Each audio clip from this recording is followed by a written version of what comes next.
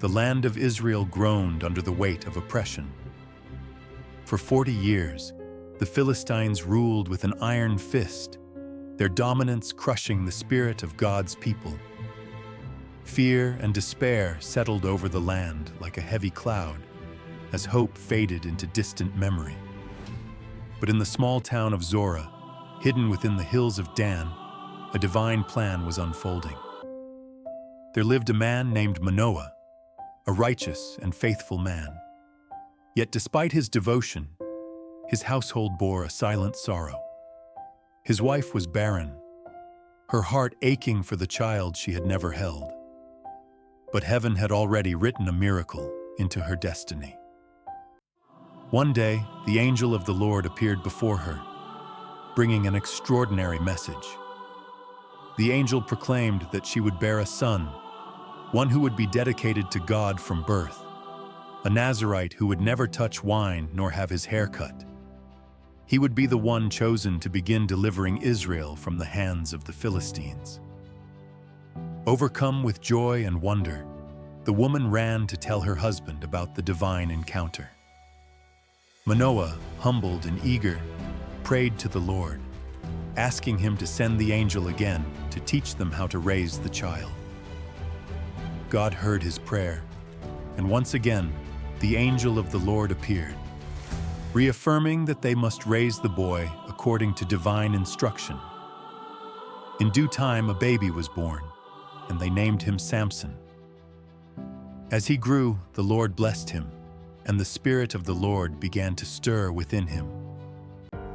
Years passed, and Samson became a strong and imposing young man. One day, he journeyed to the Philistine town of Timnah, where he saw a woman who caught his eye.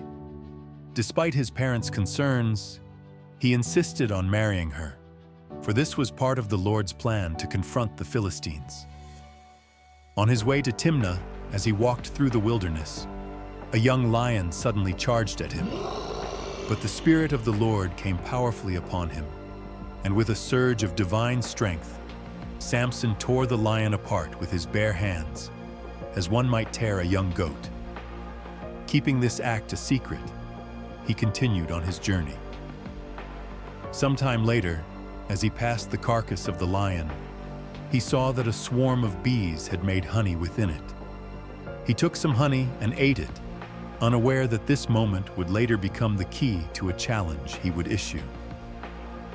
At his wedding feast, surrounded by Philistine guests, Samson posed a riddle.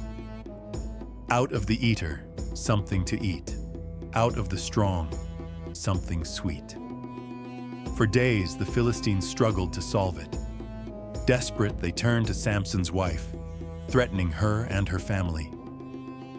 In fear, she wept and pleaded with Samson until he finally revealed the answer to her. Without hesitation, she betrayed him, telling her people the answer. Before the sun had set on the seventh day, the Philistines returned to Samson with the solution.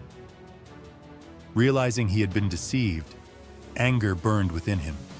In his wrath, he struck down 30 Philistine men in Ashkelon, taking their garments to pay his debt. This was only the beginning of Samson's long battle against the Philistines. His life was marked by incredible strength and human weakness, by triumph and failure. He would go on to battle the Philistines time and again, wielding the jawbone of a donkey to slay 1,000 men, and ultimately falling into the trap of Delilah, the woman who would lead to his downfall. But even in his final moments, blinded and bound, Samson turned back to God. In an act of ultimate faith, he called upon the Lord for strength one last time. Pushing with all his might against the pillars of the Philistine temple, he brought the entire structure crashing down, destroying his enemies and sacrificing himself in the process. The life of Samson is a powerful reminder that strength alone is not enough. It must be guided by wisdom, obedience, and faith in God. Though he was gifted with extraordinary power, his weakness for temptation and pride led to his downfall. Yet even in his final moments, he sought redemption, and God used him one last time to fulfill his divine purpose.